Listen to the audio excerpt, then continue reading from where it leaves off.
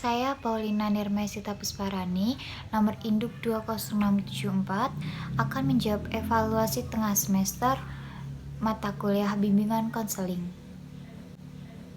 Bimbingan adalah bantuan terhadap individu agar bisa menerima dan memahami diri dan lingkungan sekitarnya, menyesuaikan diri dan menyesuaikan diri secara positif dan konstruktif terhadap norma dan tuntutan, sehingga dapat mencapai kehidupan yang bermakna. Secara singkat, bimbingan itu cenderung digunakan untuk membantu mengeluarkan potensi seseorang ke arah yang positif, atau dari netral ke positif. Misalnya, siswa dengan peringkat 20 akan dibimbing agar menjadi siswa berprestasi dalam peringkat 3 atau 5. Konseling adalah hubungan pribadi yang dilakukan secara tatap muka antara dua orang, dalam mana konselor melalui hubungan itu dengan kemampuan-kemampuan khusus yang dimilikinya, menyediakan situasi belajar secara mereka yang mempunyai persoalan dari negatif cenderung ke netral atau ke positif. Misalnya, seorang siswa suka membolos, akan diberi saran agar siswa tersebut tidak bolos untuk kemudian hari, sehingga pengertian bimbingan konseling sendiri adalah suatu bantuan yang diberikan oleh konselor kepada konseli agar konseli mampu menyelesaikan masalah yang dihadapinya dan juga mampu mengembangkan potensi yang dimilikinya. Bagaimana definisi guru konselor yang baik? Definisinya adalah konselor yang mampu memberikan saran dan masukan yang bermanfaat bagi konseli. Adapun kriteria guru konselor yang baik yaitu: yang pertama, memiliki penguasaan pengetahuan. Kunci utama melihat profesionalitas konselor adalah penguasaan pengetahuan yang dimiliki. Yang kedua, penguasaan emosional. Seorang konselor juga wajib menguasai emosi yang ada di dalam dirinya. Yang ketiga, memahami kepribadian. Sama seperti psikolog, konselor wajib mengetahui kepribadian diri sendiri sebelum mengatasi masalah klien. Yang keempat, dapat dipercaya.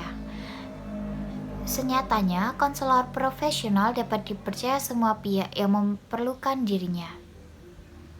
Yang kelima, kondisi psikologi baik.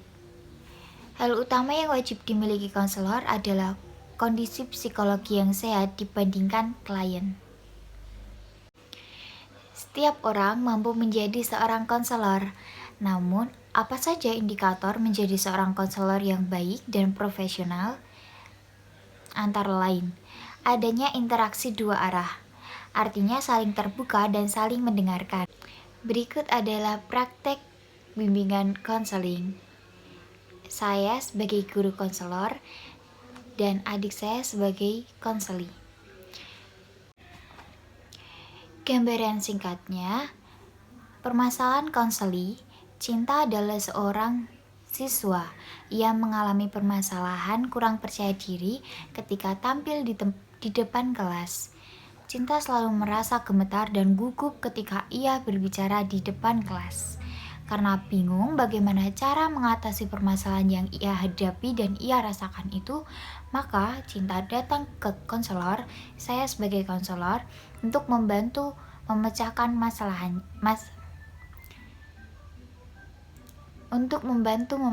masalah yang dihadapinya. Berikut dialog kami. Ya, silakan masuk. Selamat pagi, Bu. Selamat pagi, Cinta. Senang Ibu rasanya melihat Cinta bisa kesini. Bagaimana nih kabarnya? Tidak baik, Bu. Tidak baik-baik saja ya? Kalau Ibu boleh tahu ini, apa yang menyebabkan Cinta merasa tidak baik-baik saja? Entahlah, Bu, saya merasa bingung dan sedih. Ibu memahami apa yang sedang Cinta rasakan, apa yang sedang mengganggu perasaan Cinta. Tapi, apakah bisa kita bicarakan bersama? Ya, Bu, saya pikir juga seperti itu. Baiklah, coba Cinta jelaskan. Ya Bu, dengan senang hati saya akan menceritakan, tapi mohon dirahasiakan kepada siapapun karena ini adalah masalah pribadi saya. Kalau begitu, ibu ingin mendengarkan sejauh mana perasaan tidak enak yang mengganggu cinta itu. Di sini, cinta bisa bercerita tentang semua perasaan yang mengganggu dan kerahasiaannya pun akan dijaga. Silahkan cinta bercerita dengan leluasa. Begini, Baiklah cinta, sebelum memulai diskusi kita kali ini, baiklah kita berdoa terlebih dahulu. Cinta yang memimpin ya. baik, dalam nama Bapa dan Putra dan Roh Kudus, amin. Tuhan berkatilah aku dan guruku dalam diskusi ini. Semoga aku mampu menceritakan semua perasaanku kali ini. Dan semoga aku menemukan cara-cara mengatasi kekuranganku ini. Amin. Kemuliaan kepada Bapa dan Putra dan Roh Kudus, seperti pada permulaan, sekarang, selalu, dan sepanjang segala abad. Amin. Dalam nama Bapa Bapa dan Putra dan Roh Kudus, amin. Begini Bu, saya merasa tidak percaya diri ketika tampil di depan orang banyak, apalagi ketika saya presentasi di depan kelas. Lalu bagaimana? Setiap saya tampil di depan kelas, saya pasti gugup dan bingung harus berkata apa. Rasanya tiba-tiba bibir saya menjadi kaku. Bisakah cinta menjelaskan lebih lanjut tentang perasaan tidak percaya diri itu? Saya gemetar ketika tampil di depan kelas, Bu. Saya juga merasa tidak percaya diri saat akan menjawab pertanyaan dari dosen. Padahal saya hanya menjawabnya dari tempat duduk, tetapi saya tetap merasa gugup dan gemetar. Ini yang menyebabkan saya jarang bicara dan berpendapat ketika dosen mengajar di kelas. Selanjutnya, apa yang bisa cinta lakukan ketika cinta merasa tidak percaya diri di depan kelas? Saya hanya diam saja, Bu, daripada saya malu di depan teman-teman karena saya gugup dan gemetar. Apakah dengan melakukan Apakah dengan diam saja itu membuat cinta merasa tenang dan nyaman di depan kelas? Tidak, Bu, tetapi saya terus berpikir. Mungkin cinta berpikir kalau segala sesuatu itu harus sempurna tanpa ada kesalahan sedikit pun. Apakah demikian? Ya, Bu, saya orangnya memang seperti itu. Segala sesuatu harus yang saya kerjakan dengan sempurna walau tidak mungkin itu juga yang membuat saya seperti ini. Kalau begitu, apakah masalahmu tentang bagaimana cinta bisa presentasi dan menjawab pertanyaan guru supaya tidak gugup? Ya, Bu, dan saya bingung harus bagaimana. Setiap hari saya berpikir dan berusaha bagaimana caranya agar saya bisa percaya diri tampil di depan kelas. Ya bagus sekali cinta sudah memahami masalah yang cinta alami, yaitu bagaimana cinta bisa presentasi dan tidak gugup dalam jawab pertanyaan guru. Ya, Bu, saya sangat ingin sekali bisa tampil percaya diri di depan kelas, tapi rasanya sulit sekali. Bagus sekali keinginan cinta itu. Ibu sangat senang sekali mendengarkannya. Lalu apakah cinta sudah punya cara untuk mengatasi masalahnya yang tidak percaya diri dalam presentasi dan gugup menjawab pertanyaan dosen itu? Saya masih bingung, Bu. Apa yang membuat cinta merasa bingung? Saya takut jika nanti saya salah saat menjawab pertanyaan dosen atau ketika presentasi saya takut nanti saya ditertawakan oleh semua teman-teman. Begitu. Apakah cinta sudah melakukan hal yang terbaik? Rasanya belum, Bu. Jika mencobanya saja cinta belum melakukannya, lalu mengapa cinta merasa tidak bisa berpikir negatif seperti itu? Nah, itu yang saya tidak mengerti, Bu. Dan Baiklah, apa kira-kira rencanamu ke depan? Rencana sementara sebagai pegangan untuk tindakan selanjutnya? pertama, saya akan berlatih dan belajar dulu tentang materi yang akan saya presentasikan.